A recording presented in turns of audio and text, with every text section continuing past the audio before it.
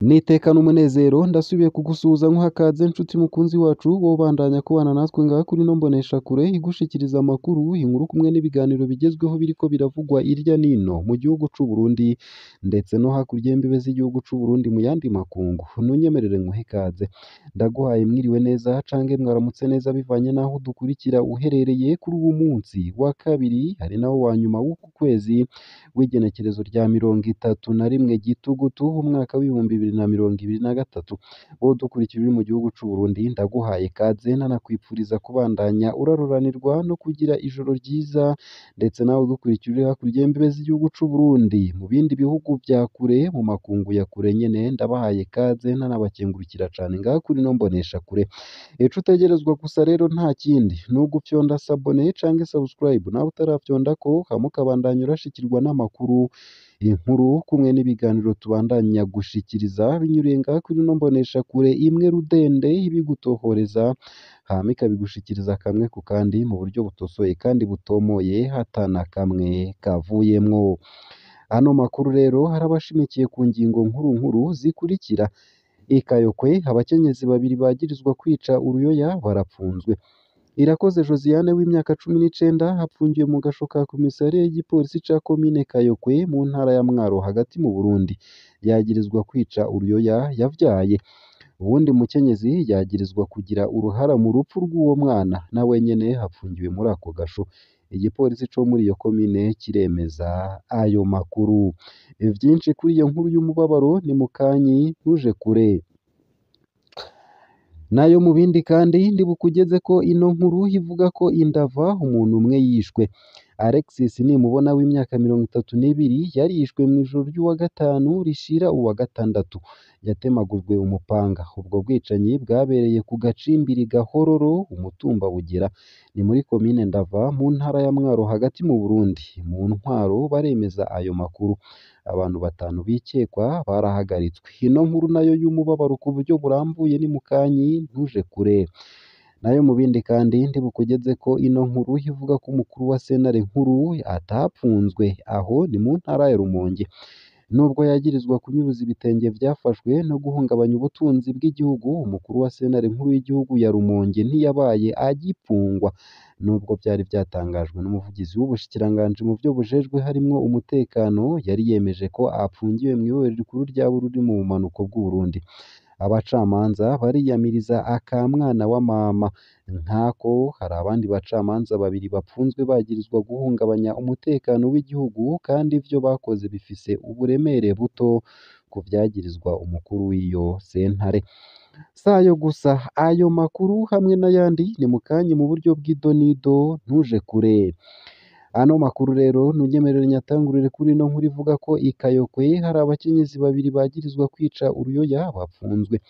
Irakoze Josiane w'imyaka 19 hapfungiwe mu gasho ka komisariya y'igipolisi ca komine Kayokwe mu ntara ya Mwaro hagati mu Burundi, yagirizwa kwica uruyoya yavyaye. Uwundi mukenyezi yagirizwa kugira uruhara mu rupfu rw'uwo mwana, nawe nyene apfungiwe muri ako gasho. Igipolisi co muri iyo komine kiremeza ayo makuru. Vyabaye ku munsi wa gatanu wa 27 Gitugutu. Uwo yikekwa ko ubwo bwicanyi yaragwarije nyina wiwe ku bitaro vyo mu Kibumbu muri komine Kayokwe mu ntara ya Mwaro. Abantu baragize amakenga babonye amaze amasaha menshi mu bwogero.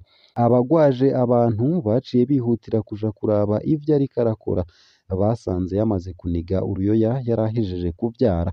Abo bari bagwaje abagwayi baciye batabaza igipolisi. Uwo mwigeme yaciye ahagarikwa nk'uko amasoko yacu abivuga. Mu ntwaro bemeza ayo makuru bakamenyesha ko hari uwundi mukenyezi yikekwa ko kuba yaragize uruhara muri iyo dosiye yahagaritswe. Yikekwa kuba yarafashije uwo mwigeme muri ubwo bwicanyi. Bose bapfungiye muri komisariya y'igipolisi ca komine Kayokwe. Nayo mbandanije ano makuru kandi nunyemerere nkugeze ko n'ino nkuru nayo kandi yitari nziza inateye agashavu, ivuga ko indava hari umuntu umwe yishwe. Alexis Nimubona w'imyaka 32 yarishwe mu ijoro ry'uwa gatanu rishira uwa gatandatu, yatemagujwe umupanga. Ubwo bwicanyi bwabereye ku gacimbiri Gahororo, umutumba Bugera, ni muri komine Ndava mu ntara ya Mwaro hagati mu Burundi. Mu ntwaro baremeza ayo makuru. Abantu 5 bikekwa barahagaritswe. Uwo yishwe yari kumwe na bagenzi biwe bariko barasangira urwarwa ku bw'amasoko yacu. Yariko arasangira inzoga n'uwo yamwishe. Anatole Butoyi yicishije mugenzi we igipanga. Ku bw'amasoko yacu, abo bagabo babiri bari bafitaniye amafaranga bagurananye. Mu burongozi bwa komine baremeza ayo makuru. Aloyizi Ndenzako, musitanteri wa komine Ndava, ahanura abarongoye kutihanira. Abantu 5 barahagaritswe ku mvo z'amatohoza y'igipolisi ariko araba. Ubu bakaba bapfungiwe mu gasho ka komisariya y'igipolisi ca komine Ifota. Bari muri ubwo bunywero nyene igihe ubwo bwicanyi buba ku bw'igipolisi. Nayo mbandanije ano makuru kandi nonyemerera nakugeze ko iyi nkuru ivuga ko umukuru wa sentare nkuru ya Rumonge atapfunzwe. Nubwo yagirizwa kunyuruza ibitenge vyafashwe no guhungabanya ubutunzi bw'igihugu, umukuru wa sentare nkuru y'igihugu ya Rumonge ntiyabaye agipfungwa. Nubwo vyari vyatangajwe n'umuvugizi w'ubushikiranganji mu vyo bujejwe harimwo umutekano, yari yemeje ko apfungiwe mw'ibohero rikuru rya Bururi mu bumanuko bw'Uburundi. Abacamanza bariyamiriza akamwana wa mama. Nkako hari abandi bacamanza 2 bapfunzwe bagirizwa guhungabanya umutekano w'igihugu, kandi ivyo bakoze bifise uburemere buto ku vyagirizwa umukuru w'iyo sentare. Umukuru wa sentare nkuru ya Rumonge mu bumanuko bushira uburengero bw'Uburundi ari mu rugo iwe kuva ku munsi wa gatanu ku mugoroba. Ibihushane n'ivyatangajwe n'umuvugizi w'ubushikiranganji bujejwe umutekano Pierre Nkurikiye, aho yari yemeje ihagarikwa ryiwe n'ipfungwa ryiwe mw'ibohero rikuru rya Bururi, aho amasoko mu butungane aho i Bururi yemeza ko atigeze ahonyoza ibirenge muri iryo bohero. Imizunguruko. Ibihangange vy'umugambwe uri ku butegetsi vyaranse ko apfungwa kandi barabishiramwo inguvu. Mu gihe igipolisi catangaza ko yinjiye ibohero rikuru ku mugoroba w'uwa kane, uwurongoye umugambwe CNDD-FDD mu ntara nshasha ya Burunga ndetse n'uwurongoye uwo mugambwe muri komine bari bamaze kuhashika. Yoba yarashigikiwe n'ivyo bihangange bibiri mu mugambwe CNDD-FDD. Abanyagihugu bari bumvise ko yahagaritswe, bari bashitse ku micungararo y'iryo bohero rikuru rya Bururi kugira ngo barabe nimba vy'ukuri uwo mukuru wa sentare nkuru ya Rumonge haza kwinjira iryo bohero.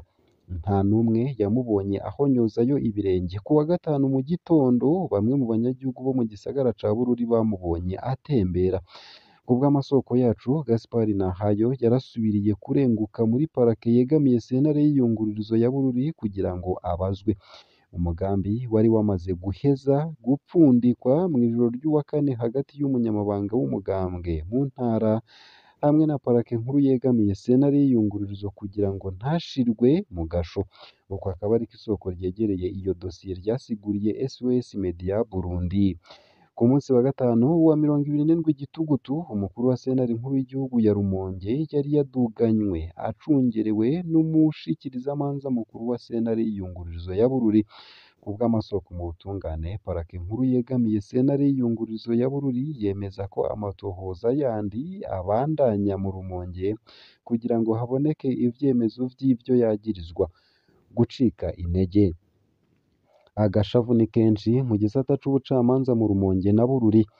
Abacamanza n'abashikirizamanza ntibanyegeje umubabaro wabo ku vyo bise akarenganyo mu butungane.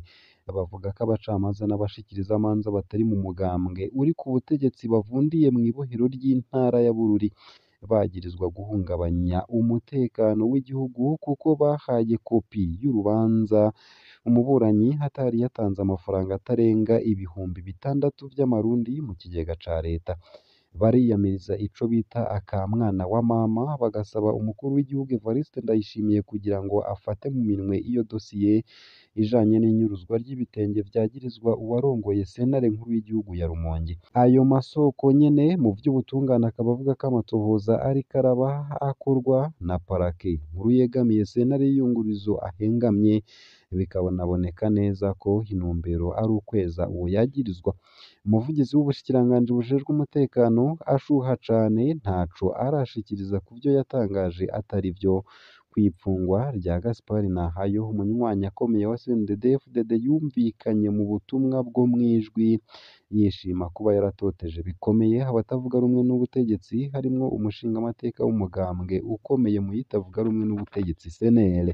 Ngaha akaba ari naho nsoreje ano makuru nari naguteguriye ariko aravugwa irya nino mu gihugu c'u Burundi ndetse yewe no hakurya y'imbibe z'igihugu c'u Burundi mu yandi makungu.